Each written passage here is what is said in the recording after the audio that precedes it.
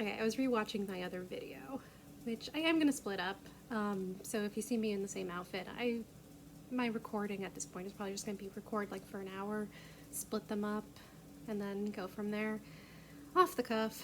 So I say that because there were things in that video that I'm probably going to readdress in the coming videos, to be a little bit more specific. Though I also just want to say, like, I don't know, my facial expressions are really weird. Like, you can see I'm tired, but I'm not gonna do makeup. I'm sorry. It's like just not worth the effort at some point. Yeah. But the main thing I wanted to, like, I think stress is that I don't know if I did a very good job of explaining this concept of editing and what I mean by it, because I went on and on and on in the last, I guess there'll be a few videos about, no one's editing, and what does that mean? And that means, like, in my mind, there is two tiers of editing. So there's your grammar editing, and when you're doing grammar, I highly recommend you pick up this very tiny book called Strunk and White. It is all the rules you need to know about grammar. And one of the things that Strunk and White does stress when they're doing grammar is to say that at some point it's up to you to decide if it's worth breaking a rule. But it's important that you know the rules of grammar, so to understand if breaking the rule would emphasize your writing more, then go ahead. But you need to know what you're doing and why. I say this because I read a book from the 50s that, like, broke every single grammar rule because the writer actually just didn't know how to write. And, it was heralded as genius. And I think that does make the point more than anything else that, like, while a lot of this was very experimental and you can forgive some of it because of the experimental nature of it, not all of it was actually experimental. Some of it was just, what could publishers get away with? How little work did the publisher have to do to make a bestseller? And there are several other books that I will not list here that really fall into that, and it's a little embarrassing sometimes. And but so that's grammar. Grammar is just the pure grammar, and the reality is English grammar is actually really, really weird. If you've studied other languages, you know that English in of itself, because of its, like, melting pot nature, can get really weird with its rules, and what are commas and what the heck are they doing? But there are certain things that are this is just how you do it, and the reason you do it is this is how it's easier to read stories. So my rule of thumb with grammar, to be honest, is read it out loud, listen to it, and for the most part you'll probably get it right when you do that, with some exceptions, like certain apostrophes and whatever that have to be there, obviously. But yeah, for the most part, it's about the flow, and it's about when you listen to the story, what does it sound like? And that's where grammar is great, because I think English, of all languages, gives you a lot of space to be very, very literal. And while, something like maybe Japanese is very poetic.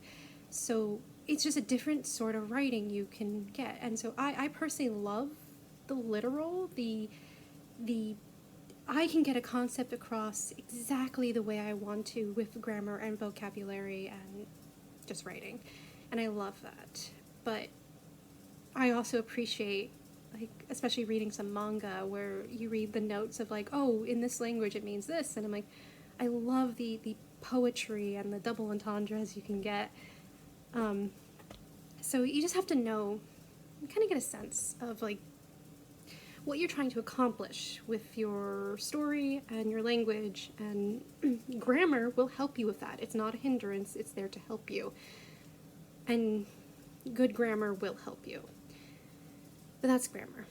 I'll also say that grammar for the most part has been regulated to AI. And I was stressing that in the last video, but I really, I really want to emphasize that point of like, there are so many grammar programs out there that people just throw it into their AI, whatever, and it won't actually do a good job. It actually makes a lot more mistakes because, again, as Drunken White put it, you can break rules if it helps your work, and you're supposed to. If you just do AI grammar, it's going to be sterile because AI cannot pick up on nuances like that. And again, the beauty of English is that we can do that with grammar. And if everyone just keeps using AI for their grammar, we're going to have really poorly written, poorly grammatical books. That was a poorly grammatical sentence. Yeah. So that's one side of editing, is just the grammar. And while there was more emphasis on that in the past being done by humans, I would almost argue for at least the last 10 years, publishers have been putting that through AI. Allegedly. Okay, I should probably start saying allegedly a lot because, of course, I can't prove this. And I'm not trying to prove it. This is more what I've picked up and what I've noticed about the industry and me trying to put things together as to why I can't get a book deal, essentially. But yeah, I think you could argue that if not, yes, some bozo is probably looking over things, but a lot more of it is just being done through a machine learning algorithm. Then there's content editing. And content editing is way more complicated. Content editing is you have an idea, you write your story, and what you really need is another person who you trust to help you see the things that you can't see. So I think the best example of this for me was when I was writing The Chaos Child. So I got to the end of it. Like, we had already started doing layout, we had the cover, we were about to publish it, and I had sent it to someone to read, to get a vibe check, and they said, "Oh, this is great. I don't understand what was going on." And I went, "Wait, you liked the book, but you didn't understand what was going on?" And I checked it again, and I realized I had written a book about fairies where I hadn't explained anything about what the fairies were, what they look like, what the rules are, because I just knew fairy lore, and a lot of the people I had given the book to read also knew fairy lore and just took it all for granted. So I had to go in and put in probably the most clunky exposition to fix that mistake. And that's what editing does. That's what a good editor does. A good editor will catch those mistakes before you publish them. And so also, a good reader will do that too. So it's always good to find people who don't know anything about you and your work, to read your work, to see what you're missing that will help to tighten it up. But it's particularly important when you're writing to get a good editor who can sit down with you and say, "Look, this isn't working. You need to change it, or you need to add something, or you need to take something out." And you just do that over and over and over again until it's very, very tight. And one of the biggest mistakes I have noticed with the publishing industry, and this is just something that speaks for itself if you read any amount of series of books, is that while they'll do a lot of content editing with the first book, because that's, the first book is the one that has to strike the public's fancy. So they will be very careful with it. They'll make sure the content is good. They'll make sure that people want to come back for more. They'll do some really good content editing. Once you get to the third book, and these are bestsellers, and they know that the audience will pick it up no matter what, yeah, they don't care.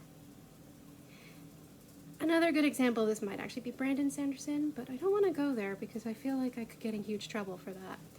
I may or may not do a Brandon Sanderson video, but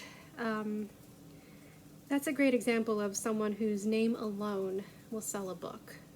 or Stephen King's also a really great example of this. And as I said in the last couple videos, you know, you just have to look at some of his more cocaine-riddled stories to know that, like, no one was doing content editing. Because, and I always wonder, like, was anyone actually even reading? Because how did you get to the gangbang scene in it and let it go? Yeah. By the way, there's this really good video of someone reading the gangbang scene out loud. I will find it and link it because it was so hilarious in the worst ways possible. And I don't know, maybe I'll get an FBI list for listening to it, but it's bad. So that's what I mean by editing. You have grammar and you have content, and you can tell content editing has not been done for a very, very long time. 70s and 80s in particular, it was not really being done very well, but as of late, I don't even think it's been being done at all. And so you'll see this a lot. You'll see a lot of books that get published, that get deals because they're like famous Wattpad authors. You know, they publish something, they put something out online, it got a lot of views. The publishers pick it up and say, we'll give you a book deal because you have a built-in audience. Yeah, I guess next video I'm probably going to talk about why I'm self-publishing and not even trying to find a publisher.